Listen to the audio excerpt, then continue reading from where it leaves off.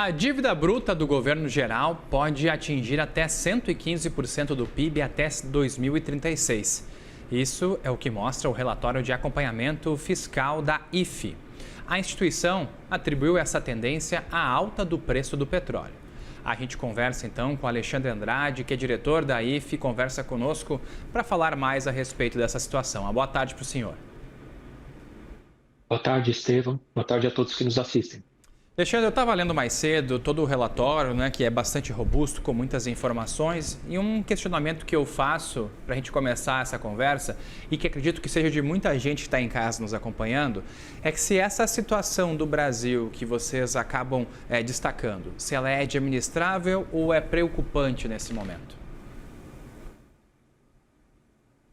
Bem, eu diria que é preocupante, mas acho que é preciso pontuar que as nossas projeções consideram a situação de momento, tanto do ponto de vista de legislação, as condições macroeconômicas atuais, ou seja, a gente chama que os números são non-policy change, né? Se nada for feito, as variáveis vão mostrar a dinâmica que estão ali, as dinâmicas que estão ali apresentadas no relatório. Mas, ao mesmo tempo, em que é preocupante, é também administrável, porque ainda há tempo para se corrigir as trajetórias que estão mostradas no relatório. Bom, e quais são as formas que podem auxiliar essas trajetórias serem corrigidas, que vocês indicam? Bem, como você mencionou na sua fala inicial, um dos principais resultados do relatório é que a projeção da dívida, os números, né, que estão estimados para a dívida bruta nos próximos anos é de elevação, ou seja,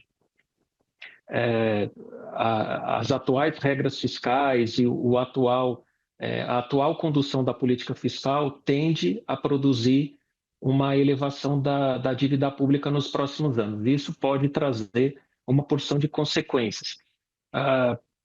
Agora, por que isso acontece? Isso acontece principalmente porque nós projetamos déficits primários sucessivos nos próximos anos, ou seja, no intervalo de 10 anos, o governo federal não conseguiria reverter a atual trajetória de déficits para superávites, o que seria necessário para conter essa escalada do endividamento. Bom, a IFE, por exemplo, afirma que essas projeções acabam sendo um pouco mais pessimistas que as que o governo nos traz. Explica pra gente por que isso acontece. Basicamente, isso acontece por causa de premissas e de parâmetros considerados. A gente pode começar falando dos parâmetros macroeconômicos. O governo tem projeções muito mais otimistas para crescimento da economia nos próximos anos, projeções muito mais favoráveis para a inflação, e o crescimento da economia é relevante porque afeta as receitas, por exemplo. A inflação, por outro lado, afeta a indexação de uma porção de despesas dentro do orçamento. Então, além dessas duas variáveis, eu mencionaria também a taxa de juros, com a qual o governo trabalha, é muito mais favorável, e a taxa de juros acaba afetando também a trajetória do endividamento, porque a Selic, que é a taxa básica de juros da economia, ela acaba influenciando quanto o governo paga para rolar a sua dívida. As emissões de títulos do Tesouro acabam sendo muito influenciadas pela taxa Selic. Ainda mais se a gente considerar que metade da dívida hoje do governo está atrelada à Selic, ou seja, são títulos pós-fixados. Então, basicamente são esses três parâmetros macroeconômicos que afetam as projeções. Consequentemente, o governo tem projeções de receitas mais otimistas do que as da IFE e do que também as de consenso de mercado. As projeções de despesa são menores, ou seja, aí isso indica o quê? Que o governo tem no seu horizonte de projeção a realização de superávites primários. E com a realização de superávites primários, ele consegue controlar a trajetória da dívida. E a própria projeção de dívida do governo é mais favorável que a da IFE e a do consenso, justamente por causa desses parâmetros, juros, resultado primário. Então, até o começo da década, da próxima década, o governo já tem um cenário em que a dívida em proporção do PIB começa a cair, diferentemente do nosso cenário, né, que indica que a dívida cresce em todo o horizonte de projeção considerado, que é de 10 anos. Bom, Alexandre, o documento também aponta alguns déficits primários que vão continuar por muitos anos. Você vinha comentando também algo nesse sentido. Mas aí eu pergunto, existe alguma coisa que os próximos governos podem fazer, já esse próximo governo que assume no ano que vem, para que a gente tenha uma estimativa otimista? Porque até 2029 o panorama que vocês nos trazem, infelizmente, é de um pessimismo. Sim, basicamente o que acontece hoje é que o quadro fiscal apresenta uma porção de despesas que crescem a taxas muito aceleradas e são despesas ditas obrigatórias. Despesas obrigatórias são aquelas que a sua execução é determinada por algum comando legal. Então, aí nós estamos falando de despesas com benefícios, tanto assistenciais quanto previdenciários. Essas são as principais, mas outras despesas também apresentam ritmo de crescimento muito acelerado. A correção de rota envolve uma discussão por parte, uma agenda de governo e uma discussão com a sociedade, com o Congresso Nacional, de revisão de gastos. Nem estou falando de corte de despesas, mas de uma correção de trajetória, uma mudança de ritmo de crescimento de uma porção de despesas nos próximos anos. Até porque a gente tem um problema hoje de envelhecimento populacional. As despesas com a Previdência tendem a só aumentar nos próximos anos, e para que todos consigam receber benefícios e se aposentar, é preciso que se corrijam, né, as trajetórias, por exemplo, das despesas previdenciárias.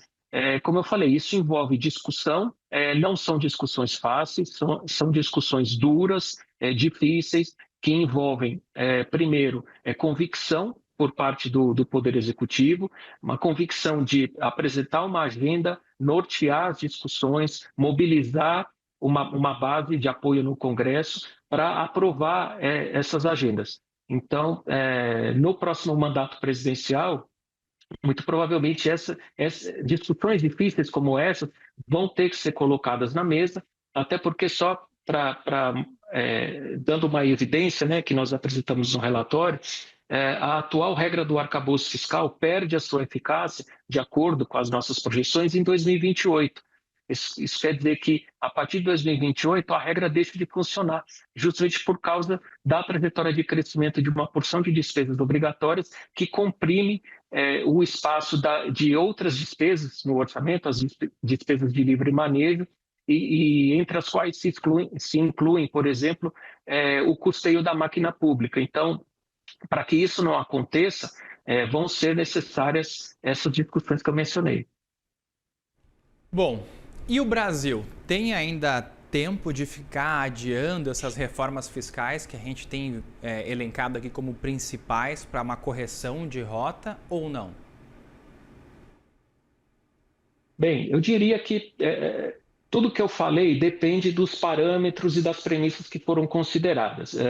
Nós temos parâmetros e premissas um pouco mais pessimistas do que as do governo, por exemplo. No cenário do governo, essas discussões poderiam ser prorrogadas para acontecer um pouco mais na frente, no começo da próxima década, por exemplo.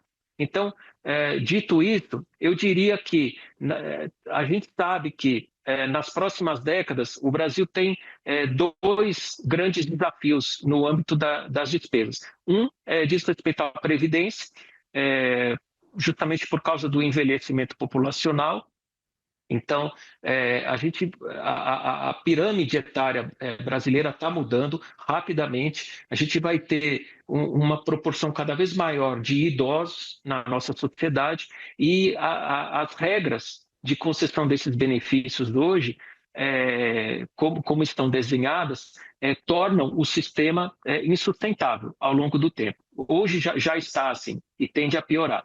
E uma outra questão muito relevante que implica aí em desafios para as próximas décadas diz respeito à saúde, justamente porque o envelhecimento populacional vai demandar um aumento de execução de despesas nessa área, custeio da saúde.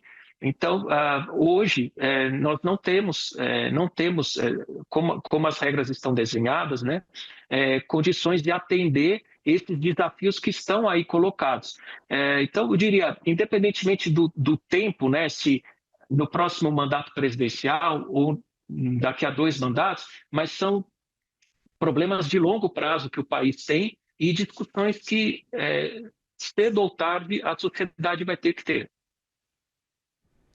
Alexandre Andrade, diretor da Instituição Fiscal Independente, muito obrigado pela conversa aqui hoje com a gente, por nos ajudar a compartilhar esses dados e entender um pouco mais desse trabalho que vocês fazem, mesmo que as notícias sejam um pouco mais difíceis. Eu que agradeço a oportunidade. Boa tarde a todos. Até uma próxima, meu caro.